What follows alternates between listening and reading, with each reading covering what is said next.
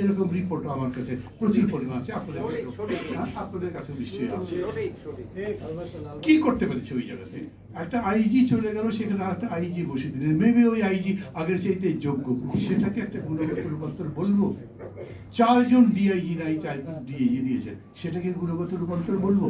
আমি এগুলো বলবার দরকার মনে করি। আমার কাছে মনে হয়, আমি যেমন একদিন যখন ডক্টর ইউনূস বললেন 1 মাস পরে যে 1 মাসে আমরা যতদূর সংস্কার করেছি, আমার কাছে অবাক লাগলো।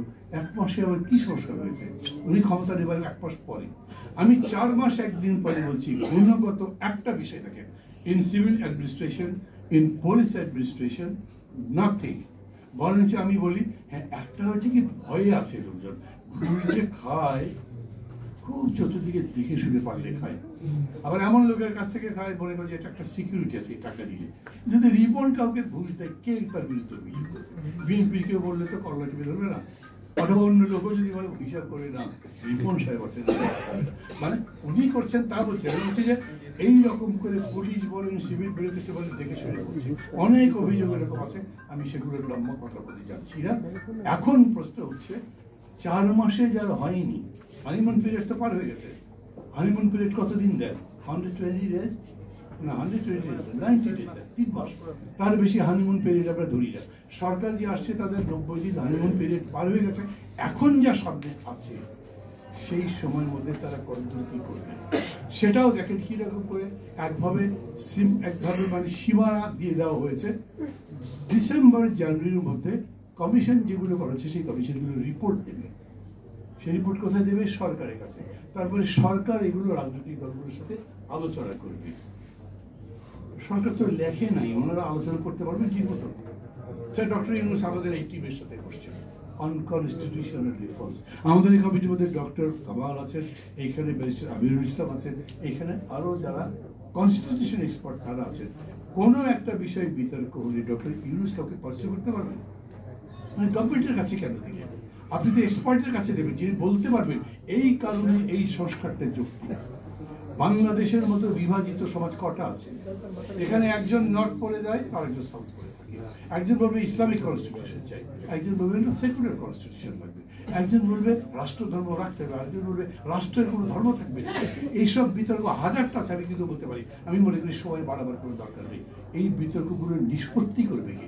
তাইলে এই যে প্যান্ডোরার বাক্স আপনি খুলে দিয়েছেন, এগুলোকে আবার বাক্সের মধ্যে মানে মিলে মিশে তৈরি করে ভরবেন, কে করবে? Who is that prime mover বলেন, অর দ্য নেগোসিয়েটর, আরবিটার, যাই বলেন, কাকে করবেন আপনি? এগুলো কিন্তু কোনো কিছু ঠিক নেই। ডক্টর ইউনূসকে যখন বলেছেন, তিনি বলেছেন আমি সেইটুকু করব যেটাতে জাতীয় ঐক্যবদ্ধ হয়। জিজ্ঞেস করছি যদি জাতীয় ঐক্যবদ্ধ না হয়, মনে আছে আপনাদের উনি কি বলেছেন? আমি এটা ভোট দিয়ে চলে যাব। তার মানে কোনো সংস্কার নাই, হলো না, তারপর ভোট দিয়ে চলে গেলেন। উনি কিন্তু যেদিন প্রথম প্যারিস থেকে এসেছিলেন সেদিনও বলেছেন আমার কথা শুনতে হবে, নাহলে কিন্তু আমি চলে যাবো। Is a nice man. আমার টিচার ছিলেন সরাসরি, মাঝে মাঝে সমালোচনা করতে একটু বলে বেয়াদবি করছি, কিন্তু কি করব, পলিটিক্স তো আলাদা জিনিস না। আপনি অনেক ভালো ক্রিকেটার হতে পারেন, বাট ফুটবল মাঠে বা জিরো। আপনি যে জায়গায় জানেন সেটা তো জানেনই, কিন্তু আমি যে জায়গায় আজীবন সংগ্রাম করছি সেটা আমি বুঝি, আমি আমার বোঝার মতো করে বলি। Politics is all together a different subject. এইটা অন্য সাবজেক্টগুলোর মতো নয়। ইকোনমিক্সেরও হাজার রকম ব্রাঞ্চ আছে, সব জায়গায় তিনি বলতে পারবেন কিনা আমি তাও জানি না। কিন্তু এই জায়গাতে উনি যখন বলেন আমাকে না মানলে কিন্তু আমি চলে যাবো, পলিটিশিয়ান এইরকম করে কথা বলেন। পলিটিশিয়ান নর্মালি কোনো ডিফিটি বলেন না, কোনো হতাশা বলেন না, কোনো রকম না শব্দ তার মধ্যে থাকলে মনে করবে ওকে দিতে কাজ হবে না। আর যে পলিটিশিয়ান অসুস্থ, যেমন আমি বলতে চাই না, কারণ আপনারা অসুস্থ মনে করলে আমার সাথে থাকবে, কারণ আমি আজ আছি না কাল আছি কে জানো। এই জন্য পলিটিশিয়ানকে অনেক টাইট থাকতে হয় সব ব্যাপারে, টাইট লেফট মেজার্ড কথাবার্তা যখন বলবেন, কাজগুলো যখন করবেন, তখন বুঝে শুনে করতে হবে। এখানে ফালতু আবেগের কিন্তু কোনো জায়গা নেই।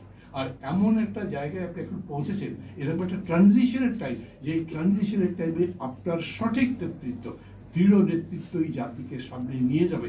If you make a mistake, the whole country makes the mistake. তার মধ্যে পড়বে, তার কোনো বিকল্প তো নাই। এই কারণে এই জায়গাটা অনেক বেশি ক্রিটিক্যাল। অতএব জিনিসপত্রের দাম তো কমাতে পারেননি, আইন শৃঙ্খলা ঠিক করতে পারেনি, ঢাকা শহরে জ্যাম কিছু কমে না।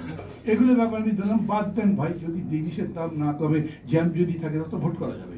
কিন্তু পুলিশ যদি ঠিক না হয়, সিভিল বিউরোক্রেসি যদি ঠিক না হয়, তাহলে ইলেকশন করতে পারবেন না।